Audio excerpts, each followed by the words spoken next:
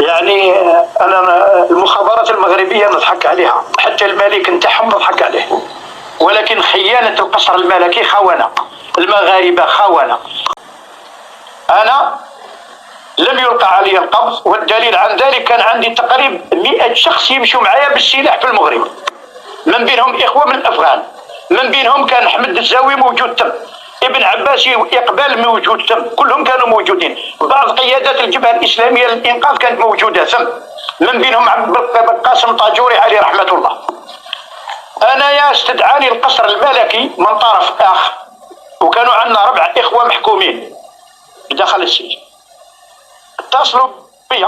الطريقه اللي اتصلوا بي كانت طريقه موثوقه في اول الامر. لحقت انا حتى وين وصلت للقصر الملكي للرباط في سنه، كانوا عاطين لي قصر صغير في سنه، داروا بينا يعني حتى وين ارادوا باش نلحقوا معهم نولوا شبه عملاء. بالغ الحزن والأسى أعلنت مصالح الأمن أن المغني الوهراني شقرون حسني البالغ من العمر 26 سنة والمعروف في أوساط الراي باسم شاب حسني اغتيل اليوم الخميس على الساعة 12 صباحا رميا بالرصاص أمام مقر سكنه بحي قنبيطة بوهران. رحم الله الفقيد وألهم ذويه الصبر والسلوان. كما أدان الأمين العام لجامعة الدول العربية سيد عصمت عبد المجيد الأحداث الإرهابية التي ترتكب باسم الدين الإسلامي في الجزائر، والتي راح من بين ضحاياها الفقيد عبد الحق بن حمودة الأمين العام للاتحاد العام للعمال الجزائري.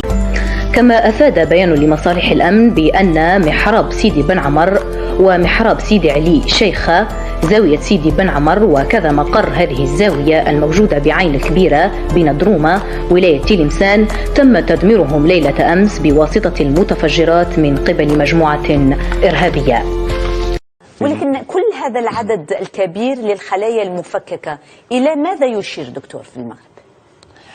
له ارتباط بالتيار السلفي الجهادي.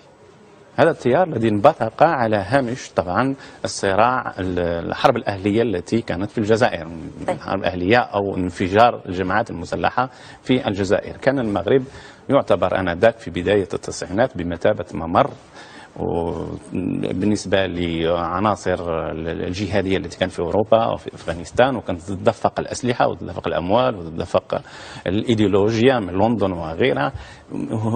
هنا بالضبط في هذه اللحظة، في هذه المرحلة التاريخية، انبثقت الظاهرة السلفية الجهادية التي كانت في الأساس ظاهرة سلفية عادية تقليدية علمية، ثم تحولت مع الأحداث في الجزائر، ثم الأحداث يعني الغزو أو الأحداث في الغزو العراقي للكويت، الأحداث في الشرق الأوسط أو في السعودية أساسا والكويت. تلك الأحداث كذلك فجرت هذه الحالة التي تحولت من سلفية حركية إلى سلفية جهادية. الروابط امتدت بين العناصر في المغرب والعناصر الموجودة في أوروبا. طيب دكتور، عندما تتحدث تقول دائما فعل